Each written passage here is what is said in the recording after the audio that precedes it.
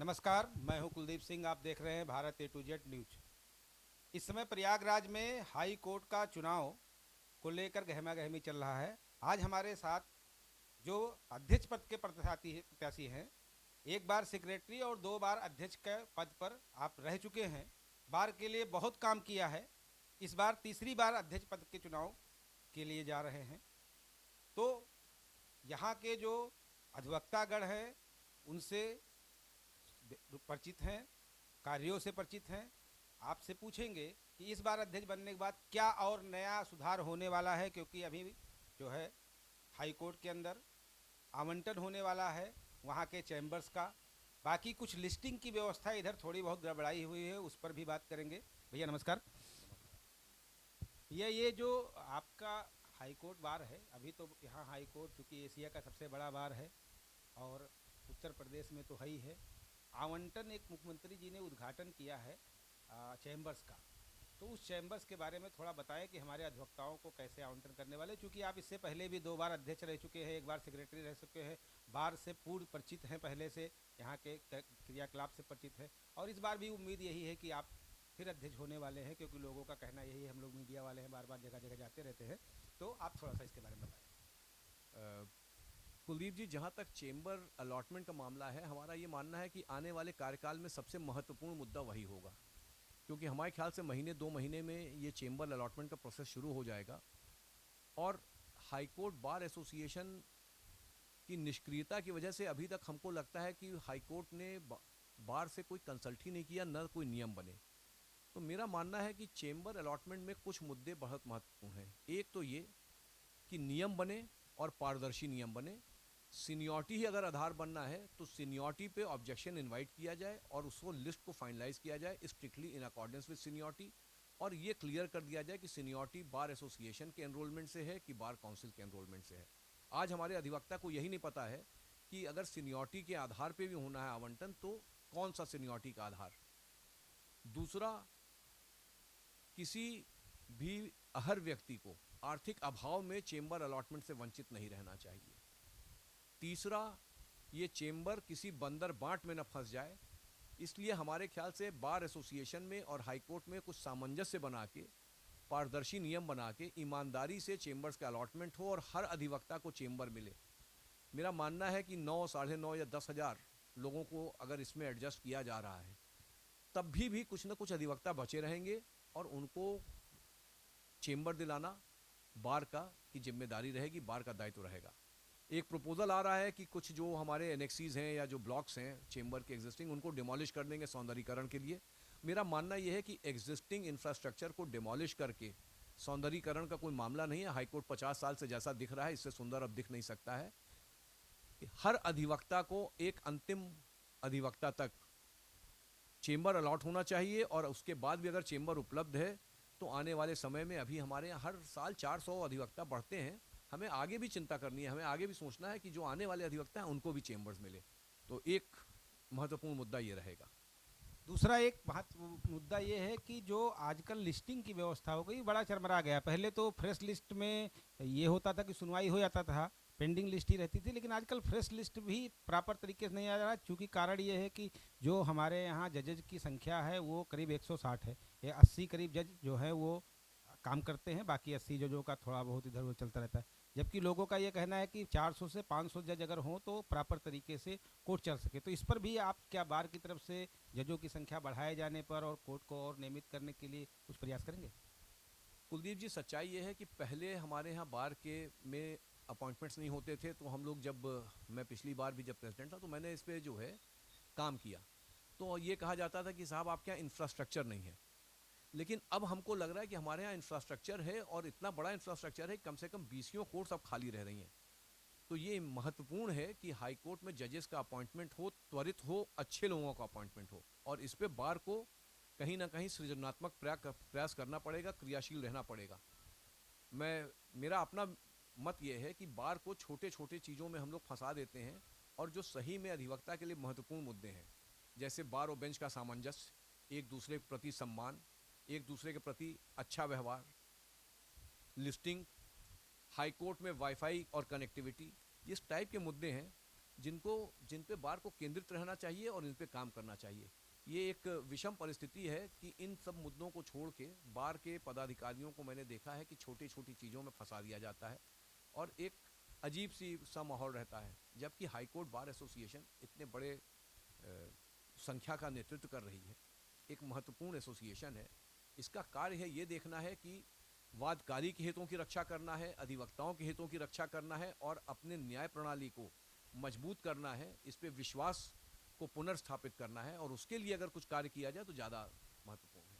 एक बात और भी आपने कहा कि जो अधिवक्ता हाई कोर्ट के अंदर हैं सबको चैम्बर का आवंटन होना चाहिए, क्योंकि 8-10 हज़ार अधिवक्ता अभी हैं, उनके लिए चैम्बर तैयार भी है और अगर कम पड़ता है तो हाई कोर्ट के पास इतनी जगह है कि आगे भी इस पे विचार करके कम से कम लोगों के बैठने की जगह सुनिश्चित कराई जाए। क्योंकि अगर अधिवक्ता ही बाहर रहेगा, नहीं बैठने पाएगा, तो उसके क्लाइंट को भी दिक्कत हो रहा है, उसके रिपुटेशन पे भी दिक्कत हो रहा है। और इस पर आपने बड़ा बयान दिया कि आपका मानना यह है कि सबको मिलना चाहिए। तो अगर कुछ अधिवक्ता रह जाते हैं, जैसे अभी संख्या जो हमारे पास है बार में, तो उनके लिए क्या आगे आपका प्रयास जारी रहेगा कि उनको भी ये आवंटन हो नए जगहों पर भी? कुलदीप जी, ये तो सतत प्रक्रिया है, इसलिए कि हर साल अगर 300 से 400 अधिवक्ता बढ़ रहे हैं, हमारे यहाँ एनरोल हो रहे हैं, तो आज हम कह दें और चुप हो जाएं, ये एक सतत प्रक्रिया है। और अगर आज हमने एडजस्ट करने में सफलता प्राप्त की है तो कल कुछ लोग और होंगे। तो ये इसमें तो आप ये कह ही नहीं सकते हैं कि हम प्रयास नहीं करेंगे। देखना यह है कि प्रयास सार्थक हो, मजबूत हो और सक्सेसफुल हो। और उसके लिए मैं ये कह सकता हूँ कि अगर आपने मेरे पुराने कार्यकाल को देखा होगा तो मेरा चरित्र और आचरण ऐसा है कि मैं जो वादे करता हूँ उनको पूरा करता हूँ और निश्चित तौर पे ये मेरा कार्य होता रहेगा। मेरी ख्वाहिश है और मेरा विश्वास है कि अधिवक्ता को पुल के नीचे बिना छत के अपना व्यवसाय करना उचित नहीं है। स्पेशली हाई कोर्ट में हम लोगों को ये देखना है कि हर व्यक्ति के सर पे छत हो, चेम्बर हो और एक रिस्पेक्टेबल टाइप का उसका एटमॉस्फेयर हो जिसमें वो अपने व्यवसाय को कर सके। हाई कोर्ट का अधिवक्ता आपकी तरफ बहुत आस लगा के बैठा है, जितना हम लोग भरमर करते हैं। तो एक बात ये जानना चाहते हैं कि अध्यक्ष बनने के बाद अधिवक्ताओं के लिए और आप क्या विशेष करने वाले हैं, थोड़ा उसको भी बताते चले, क्योंकि ये बात चुनाव के बाद उठेगी। निश्चित तौर पर बहुत सारे काम हैं और एक बड़ी क्रिएटिव बार क्रिएट करनी पड़ेगी, ऐसी बार जो कि एक होके निर्भीक और निडर हो और प्रशासन से मजबूती से लड़ने की हिम्मत रखती हो, अपनी बातें कहने के लिए सक्षम हो। विशेष तर से हमारे बार में जो अपनी बार का हम लोगों का मामला है, मेंबरशिप फीस का मामला है। एकाएक लोगों ने लाइफ मेंबरशिप फीस ऐसी बढ़ा दी जो कि जिसका कोई औचित्य नहीं समझ में आता है, जो कि एकदम एडहॉक है। उस पर हम लोगों को कहीं ना कहीं आत्मचिंतन करना पड़ेगा और उस पर जो है चर्चा करके उसमें क्या सही फीस होनी चाहिए ये बात करनी पड़ेगी। एक मेरा मुद्दा और रहता है हेल्थ इंश्योरेंस का। मेडिकल इंश्योरेंस कराना हम लोगों के लिए बहुत आवश्यक है, क्योंकि मैं पिछले कई वर्षों से देख रहा हूँ कि मेडिकल एड के नाम पे जो बार का पैसा है ये अक्सर जो है बार के पदाधिकारियों के मर्जी पर चला जाता है, जबकि ये पैसा बेसिकली अधिवक्ताओं का है और हर अधिवक्ता को मिलना चाहिए। ये सही है कि आर्थिक जो परिस्थितियां हैं और जो आपकी क्षमताएं हैं उसके अंतर्गत मिलना चाहिए, लेकिन बंदर बांट नहीं होनी चाहिए कि हमारे नज़दीकी हैं इसलिए दे दिया, हम अध्यक्ष हैं और कल हमारा सपोर्ट नहीं किए थे इसलिए पैसा नहीं देंगे मेडिकल क्लेम। ये गलत बात है।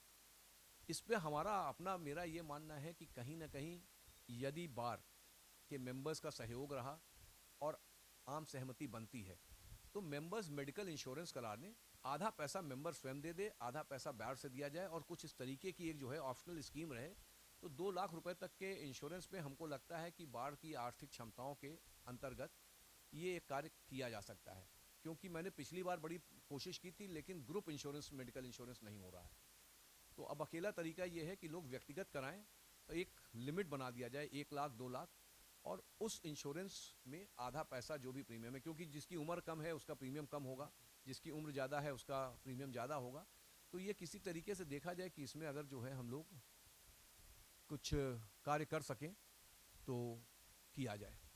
एक और मुद्दा है, बहुत अधिवक्ताओं से बात हुई, उनका एक असमंजस ये है कि जो अभी चैम्बर बन के तैयार हुआ, मुख्यमंत्री जी ने इसका उद्घाटन किया, ये डिसाइड नहीं हो पाया है कि उसमें जो चैम्बर दिया जाएगा उसका अलग से पेमेंट यानी फीस लिया जाएगा या चैम्बर का पैसा लिया जाएगा या निःशुल्क वितरण किया जाएगा, ये अभी कंफर्म नहीं है। आप अगर अध्यक्ष पद पे जाते हैं, बनते हैं, तो क्या आपका कोशिश रहेगा कि ये निःशुल्क या इतने कम में हो कि जो आर्थिक स्थिति से कमजोर अधिवक्ता है उनको भी चैम्बर अलॉट हो सके? कुलदीप जी, मैंने शुरू में ही कह दिया कि आर्थिक अभाव के कारण किसी के हितों की कोई इफेक्ट नहीं होना चाहिए एडवर्सली। अगर मान लीजिए कि कोई ये है कि मेंटेनेंस चार्जेस देने हैं, क्योंकि एयर कंडीशनिंग है, बाथरूम्स हैं, टॉयलेट्स हैं, सफाई है, बिजली का बिल है, तो ऑब्वियसली आप जो है फ्री राइड नहीं होता है, फ्री लंचेस नहीं होते हैं। लेकिन एक कुछ इस प्रकार से किया जाए कि किसी के ऊपर आर्थिक भार न पड़े और हर एलिजिबल पर्सन उस चेंबर को अपने नाम करा सके। उसके लिए नियम, जैसे मैंने कहा, पारदर्शी नियम बने और आम सहमति से नियम बने। अगर कोई शुल्क का भी निर्धारण होता है तो आम सहमति से हो, ऐसा हो जिसको कि आर्थिक रूप से कमजोर लोग भी दे सकें। किशोर अधिवक्ताओं के बारे में आपका कहना?